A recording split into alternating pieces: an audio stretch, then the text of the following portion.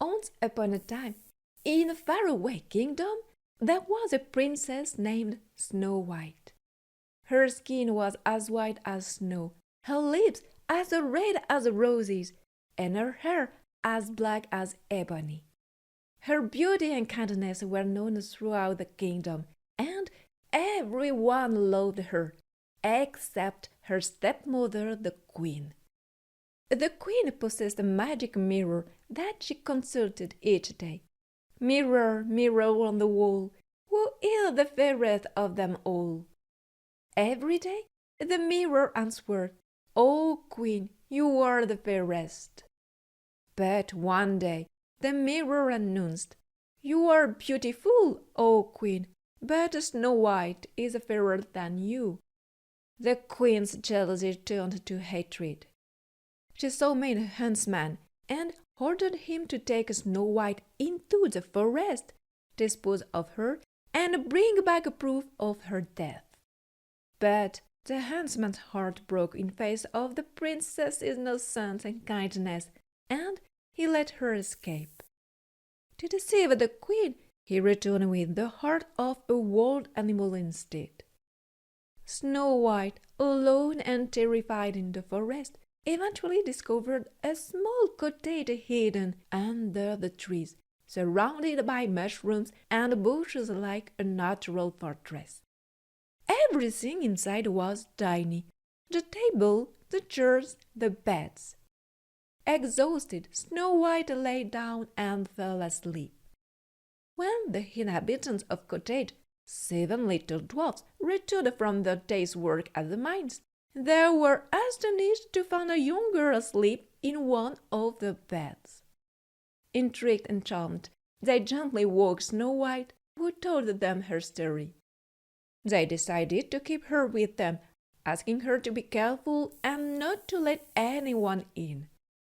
The queen, however, eventually discovered through the mirror that Snow White was still alive. Filled with rage, she prepared a poisoned apple and disguised herself as an old woman to avoid being recognized. She went to the cottage, and, despite the dwarf's warnings, the princess kindly welcomed the old woman.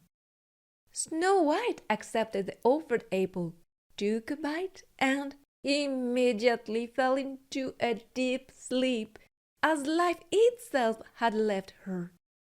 When the dwarfs returned and found her, they were heartbroken. Unable to wake her, they placed Snow White in a crystal coffin in the middle of the forest, surrounded by flowers, so that her beauty could be admired and remembered. Days passed, and the dwarfs' mourning brought them ever closer to their beloved friend. One day, a prince rode through the forest and saw the young girl in her crystal coffin. Moved by her beauty and her story, he placed a tender kiss on her lips, and at that moment the spell was broken. Snow White opened her eyes as if waking from a long dream. The prince smiled at her, and she returned his smile. The 7 dwarfs were filled with joy and danced around their recovered friend. Snow White and the prince were married in a grand celebration, and the 7 dwarfs were honored as the princess's most faithful friends. The entire kingdom celebrated their happiness and unwavering friendship, while the queen, upon learning the news, mysteriously vanished, carried away by her own pride. Thus Snow White, the prince, and their friend the dwarfs lived happily and peacefully, protected by the lessons of kindness and courage that had marked their adventure. Once upon a time, there was a little kitten who was very sweet but also very disobedient. If someone told him, "Don't do that," he would immediately feel an irresistible urge to do it. One day, he went for a walk in the garden, and the little girl, who was his owner, said to him, Stay close to the house or else you'll get lost. The garden gate was open. What did the little kitten do?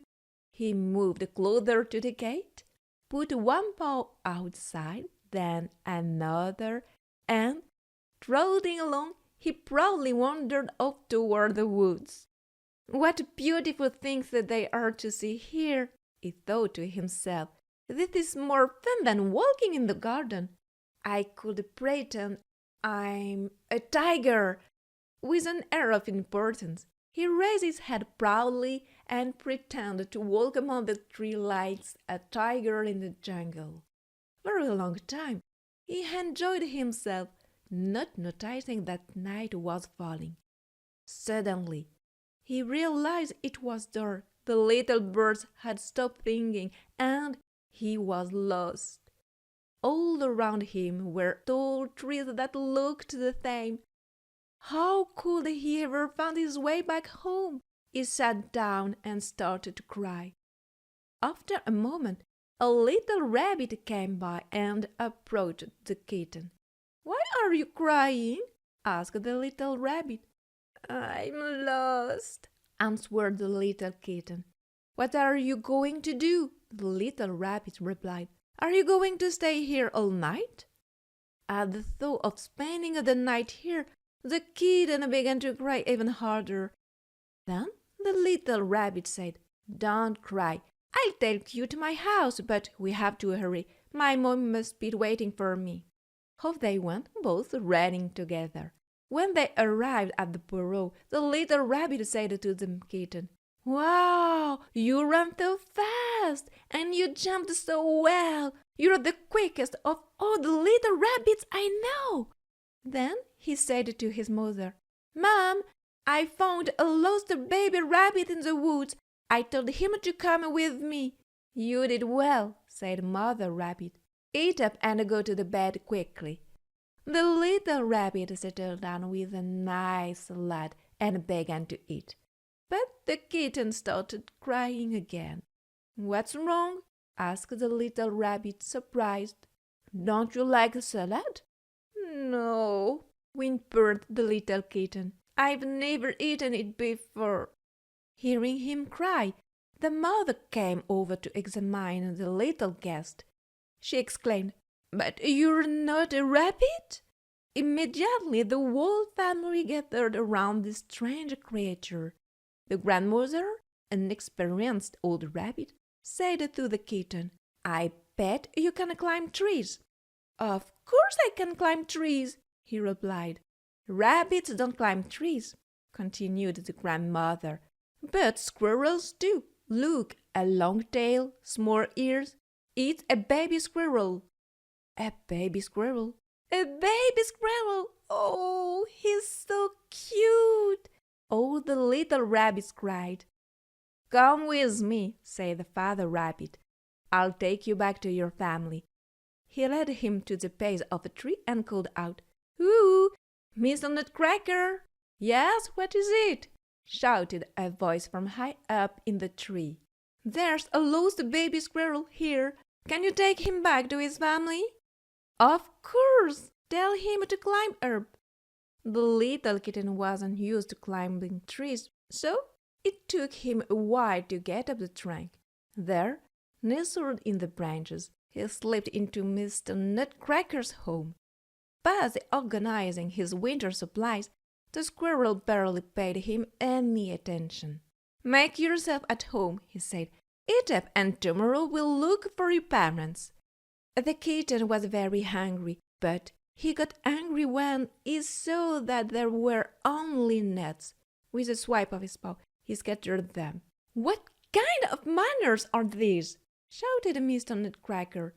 "I'll teach you not to throw food around." He was about to raise his paw to discipline the kitten, but stopped short. "But you're not a squirrel. Who are you?" "I don't know," the kitten cried. "I don't know what I am, but I'm hungry." "Come now, don't cry," said the squirrel. "Why did you come here? You should have just said you're a little hedgehog. Come, I'll take you home." They both climbed down from the tree, and the squirrel led the kitten to Mrs. Hedgehog's house. "Mrs. Hedgehog," he said, "here's a baby hedgehog who got lost in the woods. I'm bringing him back to you. Good night." "Thank you, Mr. Nutcracker. Good night," replied Mrs. Hedgehog, who was lying beside her children. "Go it quickly," she said to the kitten. "There are a few insects left. Then come to bed." The little kitten quickly devoured an insect and tried to snuggle up to the little hedgehogs, but he was poked very hard. "Ouch! You hurt me! You poked me!" he cried, leaping out of the nest. Mother Hedgehog examined the little kitten. "You're a strange creature," she said. "In any case, you're not a hedgehog." She quietly returned to her children, paying no more attention to the kitten, who began to cry and wail desperately. "Meow, meow." After a moment, an owl perched nearby and said to him, "What a lot of noise for such a little cat!" "A little cat? I'm a little cat?" the kitten asked, delighted. "Of course, you lived in the house near the woods, on the other side of the road," said the owl, who knew the area well. "Oh, please take me home. I'm lost," begged the little kitten. "Follow me," said the owl as she flew off. The little kitten followed, running. They crossed through the woods, then a road, and arrived near a house. "Are you sure this is the place?" asked the kitten. But the owl had already flown back toward the woods. The little kitten examined the gate, the garden, the house, and cried out, "Yes, I'm home!" And he began to call out with all his might, "Meow, meow," until the little girl came out to fetch him. Warm and cozy in her arms, he thought to himself, "I'll never go for a walk in the woods alone again." Once upon a time, there was a husband and his wife who had long desired to have a child. When, finally, the wife found herself expecting and thought that God had granted her dearest wish. At the back of the house, they had a small window that overlooked a beautiful garden where the most exquisite plants and flowers grow. But it was surrounded by a high wall, and no one dared venture inside because it belonged to a powerful witch whom everyone feared. One day, as the woman stood at the window admiring the garden below, she saw a patch of gorgeous rampion with leaves so green and shiny, so fresh and appetizing, that her mouth watered and she dreamed of making a lovely salad. This craving grew stronger each day, but knowing she could not have any, she fell into melancholy and began to waste away, growing thinner and paler. Seeing her so low, her husband grew worried and asked her, "But what is happening to you, my dear wife?" "Oh," she replied, "I will die if I cannot eat rampion from the garden behind our house." The husband loved his wife dearly and thought, "Rather than let her die, I will bring her some rampion, no matter the cost." That very day, after dusk, he climbed over the witch's garden wall, quickly gathered a handful of rampion, and brought it back to his wife. The woman immediately prepared the salad and ate it with great eagerness. But it was so good, and she enjoyed it so much that the next day, instead of being satisfied, her craving had tripled. And to calm her, her husband had to go back to the garden once more. At dusk, then, he did as the previous evening. But when he jumped over the wall into the garden, he froze in fear because the witch was standing in front of him. "What audacity to sneak into my garden like a thief!" she said to him with a furious look, "and to come steal my rampion! You will see what it will cost you." "Oh," he pleaded, "will you not show mercy and prefer kindness to justice? If I did it, if I decided to do it, it was because I was forced. My wife saw a rampion through our small window, and she was seized by such a craving to eat some that she would have died without it." The witch calmed her fury and said to him, "If what you say is true, I will allow you to take as much rampion as you want, but on one condition. You must give me the child that your wife will bear.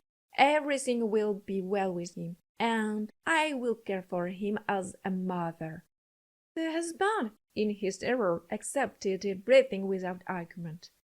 And a few weeks later, when his wife gave birth, the witch immediately arrived, named the child Rapunzel, and took her away with her. Rapunzel was a little girl, and the most beautiful under the sun. When she turned 12, the witch locked her in a tower that stood without stairs or door in the middle of a forest. And since the tower had no other opening than a tiny window at the top, when the witch wanted to enter, she would call from below and shout, "Rapunzel, Rapunzel, let down your hair." Rapunzel had long, beautiful hair that looked like strands of gold. Upon hearing the witch's voice, she would undo her braid, tie the top of her hair to a hook by the window, and let it down to the ground 20 cubits below, so that the witch could climb up and enter. A few years later, it happened that a prince riding through the forest passed by the tower and heard such a lovely song that he stopped to listen. It was Rapunzel distracting herself from her solitude by letting her sweet voice flow. The prince, wanting to climb up to her, searched for the door of the tower, but found none. He turned around and went home, but the song had so deeply moved him that he could not let a day go by without riding into the forest to return to the tower and listen. One day he was there, hiding behind a tree, when he saw the witch arrive and heard her calling from below the window, "Rapunzel, Rapunzel, let down your hair." Then Rapunzel let her hair down, and the witch climbed up. "If that is a ladder by which one climbs, I want to try my luck too," he said to himself. And the next day, when it began to get dark, he went to the foot of the tower and called, "Rapunzel, Rapunzel, let down your hair." The hair immediately unravelled, and the prince climbed up. At first Rapunzel was very frightened to see that a man had entered her home, a man like she had never seen before, but he spoke to her gently, telling her how his heart had been touched when he heard her sing, and that he could not rest until he had seen her in person. Then Rapunzel lost her fright, and when he asked her if she would take him as her husband, saying that he was young and handsome, she thought, "This one will surely love me better than my old godmother the witch," and she replied that she would, putting her hand in his. She immediately added, "I would like to live with you, but I wouldn't know how to come down. If you come, then bring me a silk cord each time.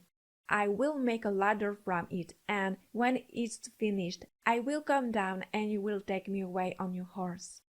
They agreed that in the meantime he would come to see her every evening, since the old witch came during the day.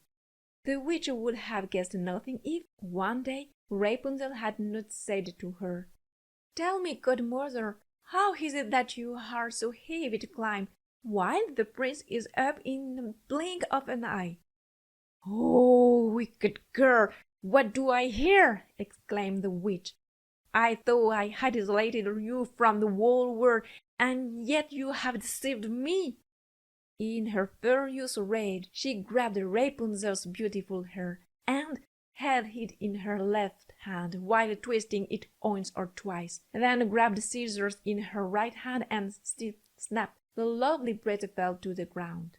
But her cruelty was so merciless that she took Rapunzel to a desolate wilderness, where she abandoned her to a miserable and distressing existence. That same day she returned to tie Rapunzel's hair securely to the hook of the window, and in the evening, when the prince arrived and called, "Rapunzel, Rapunzel, let down your hair," the witch let down the hair to the ground. The prince climbed up, but it was not his beloved Rapunzel he found at the top. It was the old witch who stared at him with a fierce and venomous look. "Ha ha ha ha!" she cackled. "You come looking for the lady of your heart, but the pretty bird is no longer in the nest and no longer thinks. The cat has taken her just as it will now gouge out your eyes. For you, Rapunzel is lost. You will never see her again." Torn by grief and frantic with despair, the prince jumped from the window at the top of the tower. It did not die, but while he saved his life, he lost his eyes in falling among the thorns, and he wandered, now blind, through the forest, feeding on wild fruits and roots, weeping and lamenting endlessly over the loss of his beloved wife. The unfortunate man wandered like this for several years, blind and miserable, until the day his stumbling steps brought him to the solitude where Rapunzel lived miserably with the two twins she had given birth to, a boy and a girl. He had heard a voice that seemed familiar, and while feeling his way, he moved towards her. Rapunzel then recognized him and jumped into his arms, crying. Two of her tears stood his eyes, and the prince completely regained his sight, and he took his beloved back to his kingdom, where they were welcomed with great joy and lived happily ever after for many, many years. At the top of a tree perched Master Crow. In his beak he was holding a cheese. Drawn by the smell, Master Fox spoke below. The words more or less were these. "Hey now, the Crow, good day, good day. How very handsome you do look, how grandly distinguished. No lie if the song you sing match the plumage of your wing. You are the phoenix of these woods, our choice." Hearing this, the Crow was all rapture and wonder to show off his handsome voice. He opened beak wide and let go of its splendor.